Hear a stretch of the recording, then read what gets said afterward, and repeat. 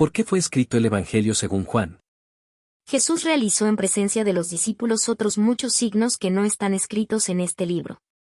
Estos han sido escritos para que creáis que Jesús es el Cristo, el Hijo de Dios, y para que creyendo tengáis vida en su nombre. La declaración en 20:30 al 31 tiene una conexión fundamental con el punto culminante del prólogo. Afirma la realidad de la encarnación del Logos en la humanidad. Y 20:30 registra la intención de establecer que Jesús es el Cristo, e Hijo de Dios en el sentido confesado por Tomás, Señor mío y Dios mío. El prólogo es una guía sobre cómo debe leerse todo el Evangelio para comprenderlo. Todo el libro se centra exclusivamente en el Señor Jesús. Así, el prólogo se centra exclusivamente en él. El evangelista se prepara para la historia, describiendo al Hijo de Dios en términos que captan la atención de sus lectores, animándolos así a leer la historia por sí mismos. No podía encontrar el escritor mejor manera de despertar el interés de los oyentes que describiendo al autor del Evangelio como quien realmente es, el creador del universo, el eterno, el preexistente. El Evangelio menciona la preexistencia del Hijo de Dios, su encarnación, su función como luz del mundo, su vida por sí mismo, la manifestación de su gloria, la confianza de quienes son atraídos por su gloria. Se hizo como yo, para que yo pudiera recibirlo. Se apareció a semejanza mía, para que yo pudiera vestirme de él. Y no temblé cuando lo vi, porque él es mi gracia. Se entregó a la vista de los suyos, para que conocieran a quien los creó y para que no pensaran que surgieron de sí mismos.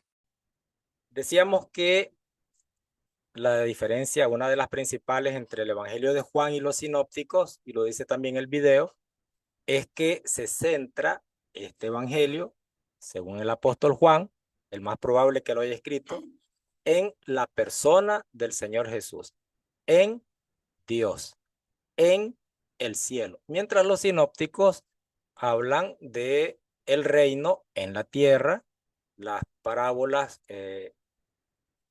hablando del reino en la tierra, el ministerio del Señor, la vida de la iglesia, cómo va a ser en la tierra, etcétera. Entonces, vean esa diferencia desde el prólogo. Ahorita ya entramos directamente a comentar sobre el prólogo.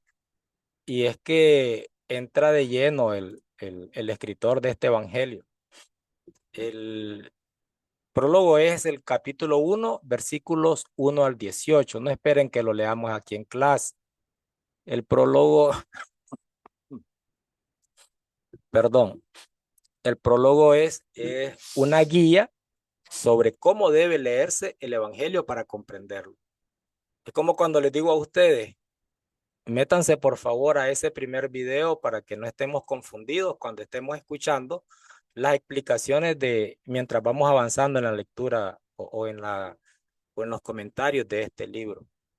Asimismo, los primeros 18 versículos de este libro son una guía sobre cómo debe leerse el resto del libro, todo el libro. Todo el libro se centra exclusivamente en el Señor Jesús. El prólogo se centra exclusivamente en el Señor Jesús. El evangelista que escribe este prólogo se prepara para la historia describiendo al Hijo de Dios en unos términos que captan la atención de los lectores, animándolos a leer la historia por sí mismos. Yo estuve en un momento de la clase, ni modo, tengo que citarla, aunque quiera avanzar muy rápido, no puedo. Tengo que citar la clase anterior. Y yo les decía, qué triste, qué difícil que cuando nosotros hemos escuchado la palabra evangelio nos referimos solamente al bautismo, porque se nos enseñó hasta la saciedad que es muerte, sepultura y resurrección. Y entonces se aplica la muerte, sepultura y resurrección para participar juntamente con él a la hora del bautismo. Y ahí se quedó la palabra bautismo. En mis recuerdos que tengo voy a la iglesia del Señor desde que yo era un niño, desde los 12, 13 años, asisto a la iglesia del Señor y se me quiso enseñar que exclusivamente eso es el evangelio.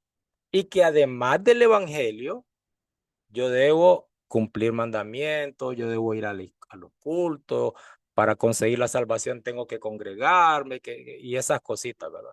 Muy diferente a lo que usted puede deducir si usted lee el Evangelio por su cuenta. Y cuando digo por su cuenta, pues ojalá que fuera con la ayuda del Espíritu Santo si ya es cristiano. Entonces el evangelista desde el mismo prólogo nos está hablando de que va a referirse al creador del universo. No podía encontrar el escritor mejor manera de despertar el interés de los oyentes que describiendo al autor del evangelio como quien realmente es. ¿Quién es? El creador del universo, el eterno, el preexistente. Eh, porque de eso habla el evangelio, de la preexistencia del Hijo de Dios, de la encarnación de Dios, de su función como luz del mundo, de que Él tiene vida por sí mismo, Él no le pide prestada vida a nadie, y que Él manifiesta su gloria. Desde el mismo capítulo 2 nosotros vamos a ver que hay destellitos de gloria que se van presentando en el Evangelio, hasta la manifestación completa de su gloria, que ya es cuando resucita, ¿verdad? Después de su crucifixión. Y también menciona el Evangelio la confianza de quienes son atraídos por su gloria. De eso habla. Y el prólogo pues nos está dando ese adelanto. Preexistencia del Hijo de Dios, su encarnación, su función como luz del mundo, Salvador, vida por sí mismo, de Él emana la vida, Él es fuente de la vida, de la vida, y manifiesta su gloria a nosotros, ¿verdad? Los simples y pobres mortales. Entonces se puede comprender el prólogo, dijo alguien por ahí, solamente quien conoce el evangelio completo. Y yo digo, pues comprender el prólogo, así como decir comprender, a lo mejor me aprendo de memoria los 21 capítulos del evangelio y una comprensión exacta, pues también estaría bastante complicadita, aún para el más asiduo lector del evangelio y de la Biblia misma. Dijo alguien por ahí, se hizo como yo para que pudiera recibirlo. Se apareció a semejanza mía para que yo pudiera vestirme de él. Y no tembló cuando lo vi, porque él es mi gracia. Se entregó a la vida de los suyos para que conocieran a quien los creó y para que no pensaran que surgieron de sí mismos, sino que nacieron de él.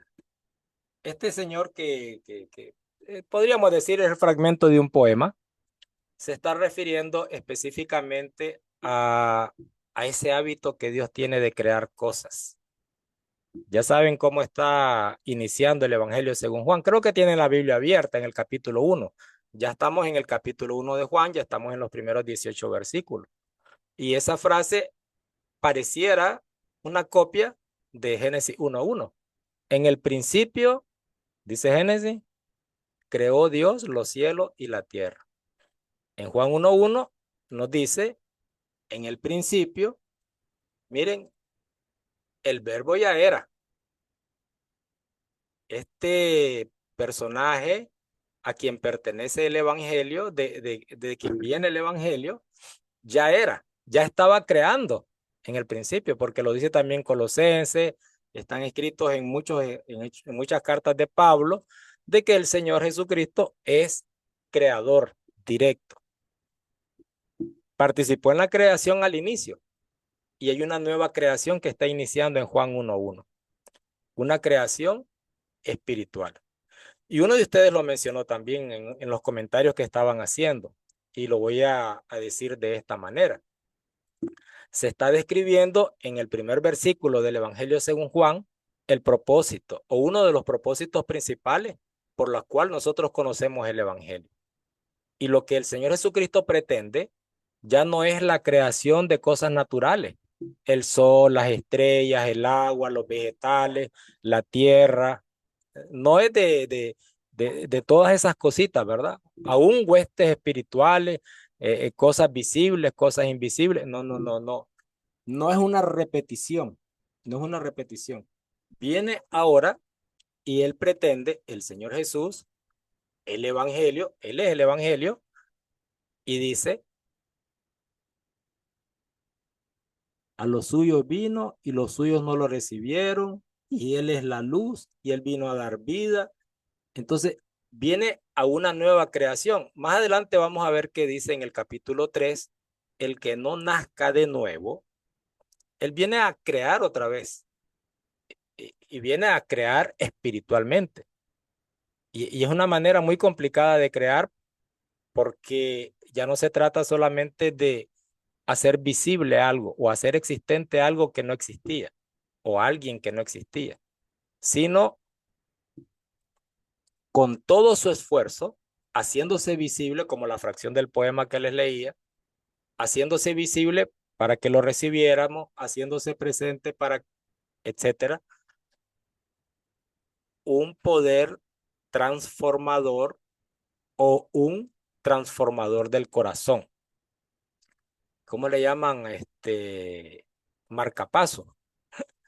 Cambiarnos, ponernos un marcapasos en lugar del corazón putrefacto que tenemos, de, del sucio corazón, transformarlo por completo, limpiarlo, regenerarlo y a como dice en el mismo capítulo 3 que ya vamos a llegar, nacer de nuevo, una nueva creación. Entonces el Señor Jesucristo, experto en creaciones, experto, alguien podría decir, ah, bueno, entonces es cierto lo que dice Stephen Hawking, que existen infinidades de universos coexistentes que son de otras dimensiones, que es multidimensional y que hay infinidades de Fernandos, uno corrigió una cosa, otro cambió otra, no, no se trata de eso, pero sí, el Señor Jesús, y le llama Juan en este libro la palabra, especialmente palabra de Dios, porque esto de decir palabra de Dios no era una expresión de pensamiento, sino que era una acción poderosa. Era un concepto que no era tampoco propio de los griegos, porque sí he escuchado y se comenta también que el verbo, porque la Reina Valera creo que le puso verbo, si ustedes usan esa versión, eh, y, y estoy viendo la versión, la Biblia de Jerusalén dice la palabra. Leemos en el Salmo 33:6, donde dice que por la palabra del Señor, por la palabra de Yahvé, dice la de Jerusalén, Señor es una buena traducción, no, no es traducción, es un equivalente, fueron hechos los cielos y todo su ejército por el aliento de su boca. Es lo que el salmista parecía estar inspirado al decir esto. Por la palabra del Señor fueron hechos los cielos.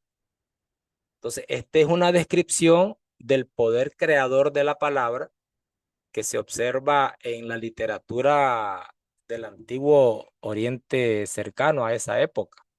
Y por eso tal vez el escritor usa ese término que no era absolutamente nuevo, que tal vez para nosotros sí sea un poquito extraño. ¿Cómo se puede referir al Señor Jesús como palabra? Dirá alguien por ahí, si Él es Dios. Y palabra es algo que sale de Dios. No, no, no, no, no es en ese sentido. En aquellas civilizaciones, por ejemplo,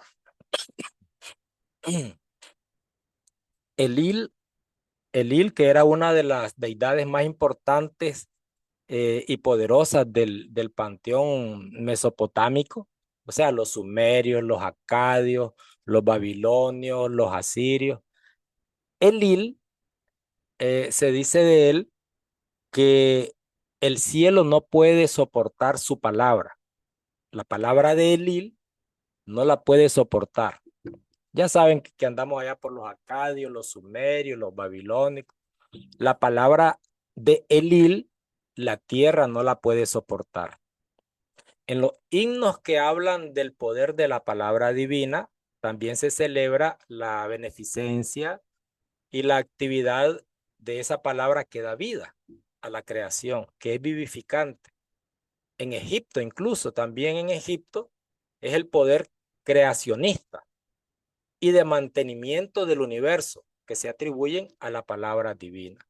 Entonces tenemos aquí a un sofisticado Juan, a un teólogo Juan, con un nivel alto que conoce lo que el mundo de aquella época entendía cuando presenta al verbo o a la palabra. Me gusta más decirle palabra porque es el término, pues, directo, directo del griego al español en este pasaje bíblico. Vamos a quedarlo con palabra. Sí, verbo, dice la Reina Valera, dicen otras versiones. Lo que pasa es que como el Señor Jesús es pura acción, entonces palabra pareciera como podría ser adjetivo, podría ser, etcétera. La palabra para nosotros solamente algo inanimado, algo que sale de mi boca. Para todas aquellas culturas, para todos aquellos conocedores, sabios, intelectuales, Dios creando, Dios creando.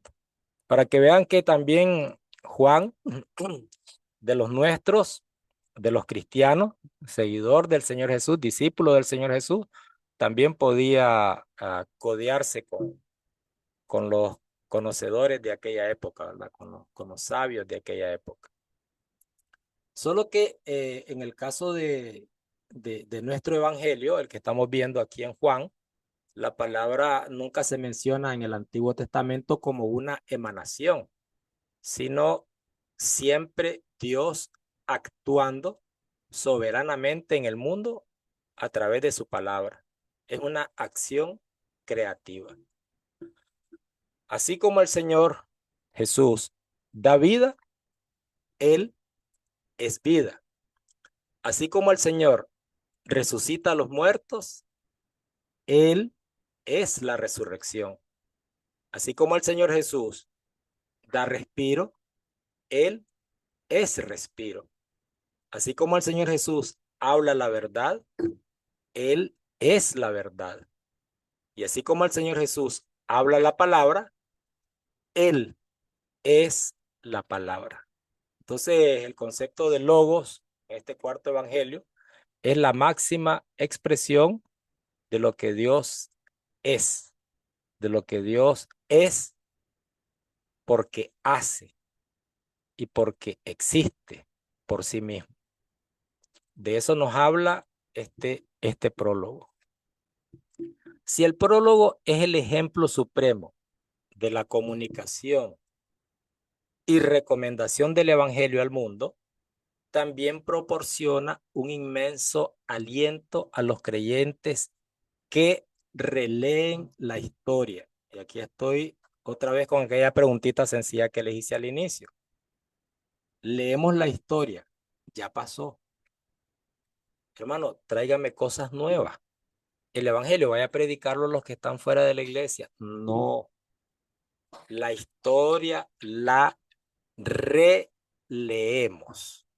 Releemos la historia porque nos nutre, porque nos alimenta, porque nos transforma, porque nos hace nacer de nuevo. Juan 20, 30 al 31. Aquí vamos con el propósito ahora. Porque el Señor a quien sirven y adoran es la revelación suprema del Padre, compartiendo con Él la soberanía de los siglos y haciendo realidad el propósito divino para los siglos. Han aprendido por amarga experiencia que la oscuridad aún rechaza la luz y amenaza la vida misma. Propósito del libro. El Señor Jesús realizó en presencia de los discípulos otros muchos signos que no están escritos en este libro. Estos han sido escritos para que creáis que Jesús es el Cristo, el Hijo de Dios, y para que creyendo tengáis vida en su nombre.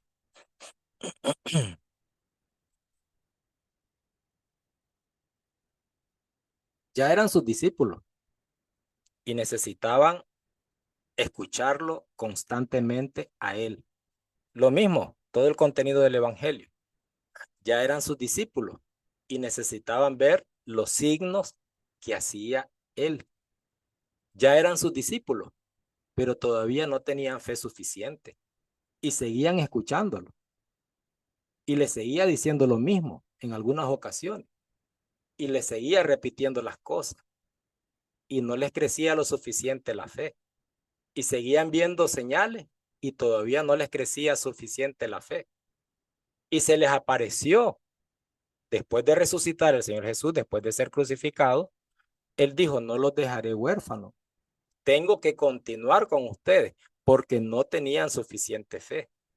Y se les aparecía otra vez porque no tenían suficiente fe. Y aquellos de los que iban caminando a Emaús iban todos achicopalados, todos con el moco caído y diciendo, ay, y eso era lo que nos esperaba. Nos crucificaron a nuestro Redentor, el que nos iba a liberar de este imperio romano.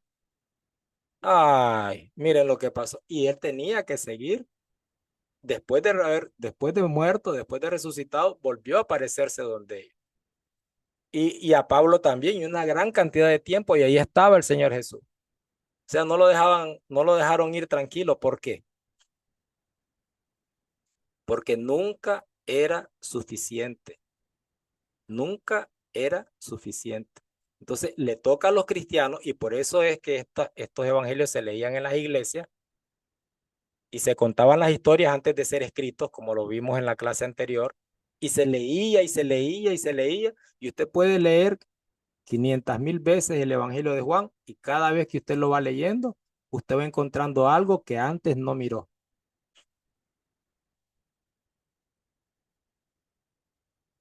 Y usted lo vuelve a leer y se lo está diciendo a alguien que más de 40 años después sigue viendo cosas que antes no miraba en el Evangelio de Juan. Y no estoy tratando de ponerme místico, no estoy tratando de inventar el abuelada o de forzar las palabras o de forzar el comentario para que encaje con lo que acabo de citarle. No es ese mi propósito.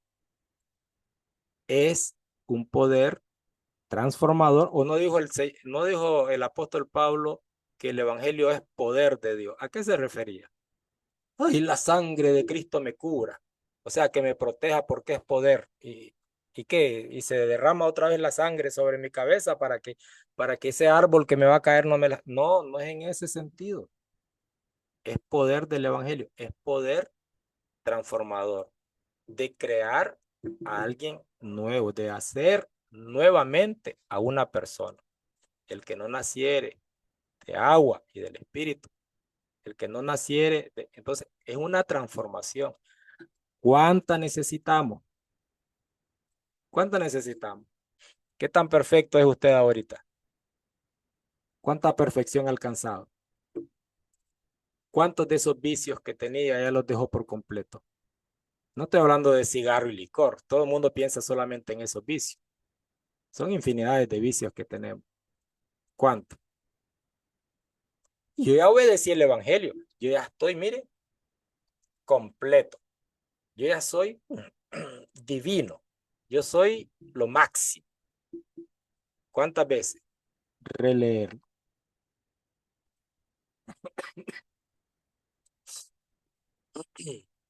La luz brilla con más intensidad que en el día de la creación, con el brillo que trajo el Señor Jesús. Y no estamos hablando de la creación del sol, estamos hablando de la nueva creación a partir de Juan capítulo 1. La gloria del segundo éxodo, como se le podría decir, o alguien lo llamó también alguna vez. La gloria se ha revelado, el Señor Jesús, como gracia infinita. De los versículos 19 al 51, o sea, lo que queda del capítulo 1 o el resto del capítulo 1, es el testimonio del Señor Jesús. Está escrito desde la perspectiva del ministerio consumado del Señor Jesús, con su revelación mediante la palabra y la señal, la cruz y la revelación y la iluminación del Espíritu, el Paráclito. El testimonio de Juan el Bautista, creo que están viendo ustedes mientras yo voy haciendo comentarios, están viendo la segunda parte del capítulo 1, o sea, desde el 19 en adelante. El testimonio de Juan el Bautista se considera en el contexto del sacrificio consumado del Señor Jesús y la luz de la Pascua, ¿verdad? Así también las confesiones de los discípulos se integran a la revelación del Hijo del Hombre. Todo está escrito a la luz del destino del Señor Jesús, que le tocaría sufrir el rechazo y la condenación del mundo. Y la experiencia de la iglesia también, de una oposición similar por parte de las autoridades, porque rechazaron al Señor Jesús, rechazan a sus discípulos, rechazan a la iglesia, a pesar de tanto testimonio. Aparece el Señor Jesús, da testimonio el Padre, las Escrituras, Juan el Bautista, los testigos, los discípulos de Juan el Bautista, multitudes, los que vieron su destellos de su gloria, los que vieron pedacitos de gloria durante él fue desarrollando su ministerio. Y siempre, claro, también no se puede obviar por parte del evangelista, por parte del escritor de este libro, que utiliza el concepto del testimonio como, como para hacer esa conexión donde Dios enfrenta a un mundo y dice, te voy a someter a un juicio, te voy a someter a un juicio. Y en un juicio hay testimonios y hay muchos testimonios acompañando al Salvador del mundo. La vida del Señor misma, la vida misma del Señor es otro testimonio, no solamente sus señales, no solamente Juan el Bautista, los discípulos de Juan y todo lo que ya les mencioné. Entonces es como que está armando la Juan para que también nosotros nos ubiquemos. Dios enfrentando a la humanidad queriendo, obteniendo el atrevimiento de desafiar a Dios, de enfrentar, de confrontar a Dios, de confrontar al creador del universo. Entonces, el Señor Jesús como testigo principal, Él es el portador directo de la revelación. Testifica sobre lo que ha visto, lo que ha oído, ya ustedes lo han leído. El respaldo divino, porque el Señor no está aislado, cuenta con el aval del Padre, también del Espíritu Santo. Las palabras de Juan el Bautista, las obras, los milagros que realiza,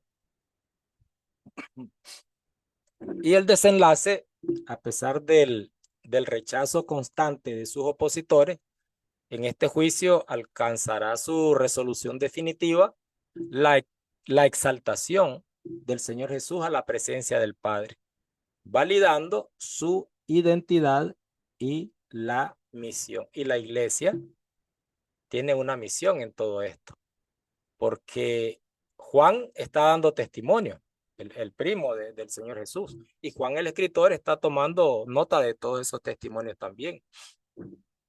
Entonces, el Evangelio de Juan presenta el ministerio de Juan el Bautista no como una biografía completa, porque no es esa la intención del escritor, sino como esa función judicial, podríamos llamar, pero más profética en el caso de Juan el Bautista, porque fue un profeta enviado por Dios, reconocido por toda la gente como enviado directo de Dios. De eso nadie podía dudarlo, y igual los judíos, los líderes, siempre haciendo lo que les da la gana y rebelándose contra Dios mismo, ¿verdad? El mundo, al rechazar al Señor Jesús, al Mesías, termina siendo el juzgado. Entonces, como va a haber un juicio, aunque lo dice más adelante el Señor, el que me rechaza, eso ya es en Juan 12:48. El que me rechaza y no recibe mis palabras, tiene quienes juzgue las palabras que he hablado, ellas le juzgarán en el día postrero. Entonces, lo importante de los testigos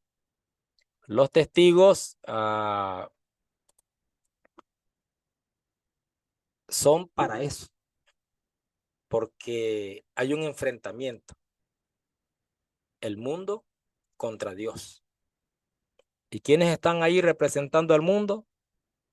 Los que deberían ser defensores de la verdad, defensores de la deidad, acompañantes de la divinidad, y son los que están representando a todos aquellos millares, a todas aquellas multitudes de todas las épocas, de todos los países del mundo que se rebelan contra Dios. Entonces vean el panorama cómo va avanzando apenas en el primer capítulo. ¿Quién es el autor del Evangelio? ¿Quién es el mero Evangelio? El creador del universo.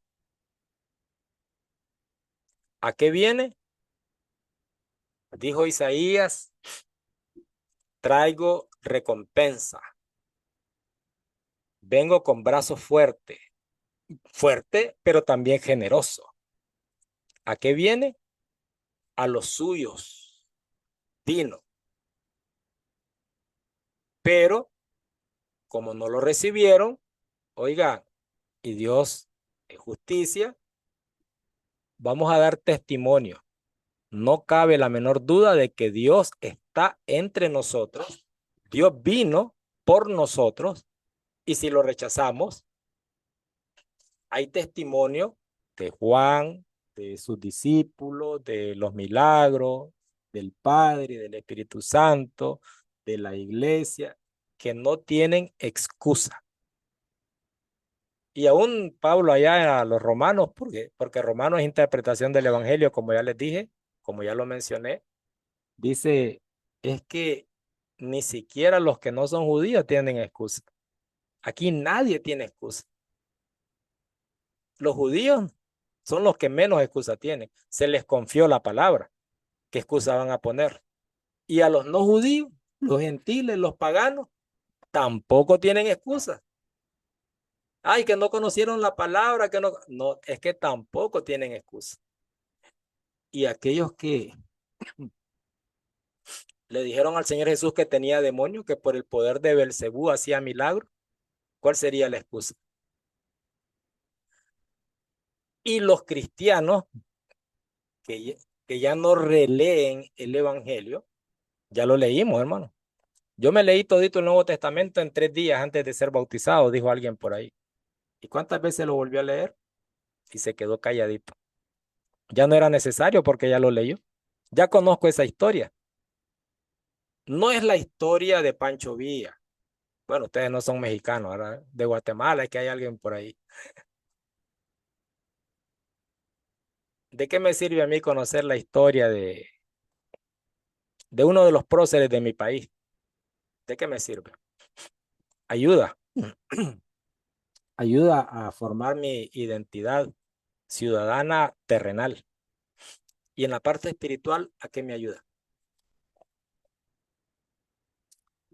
Releer la historia del Señor Jesús, sus milagros. Esas palabras que parecieran decir algo diferente cada vez que usted la vuelve a leer, pruébelo. No estoy con el espíritu pentecostal avivado aquí, yo poseído en esta oportunidad. Lo que menos soy es fanático. Yo soy como muy ah, inexpresivo, muy reservado, diría alguien. No, yo no soy de dar con esas cositas de entusiasmo, de avivamiento. Pero ese poder transformador, cada vez que usted va leyendo el Evangelio, cuando usted se lo lee a las personas, si solamente existiera el Evangelio, Mateo, Marcos, Lucas y Juan, yo diría, ¿qué me falta? ¿Qué dice Romanos? ¿Qué dice Gálatas? ¿Qué dice Filipenses? ¿Qué dice Tesalonicenses? Que no sea derivado del Evangelio. Más bien dice Pablo, si aún nosotros o un ángel del cielo les trae algo diferente a este Evangelio, sea maldito. ¿Qué es lo diferente que dijo Pablo a los tesalonicenses? ¿Qué es lo diferente que dijo Pablo a Timoteo?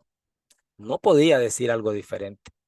Lo bonito en Pablo es que tenía, gracias a las oraciones que lo mencioné la semana pasada, las oraciones de los hermanos, que le daban nuevas palabras para que el mismo evangelio fuera presentado de diferentes maneras, a diferentes personas, en diferentes lugares, en diferentes épocas.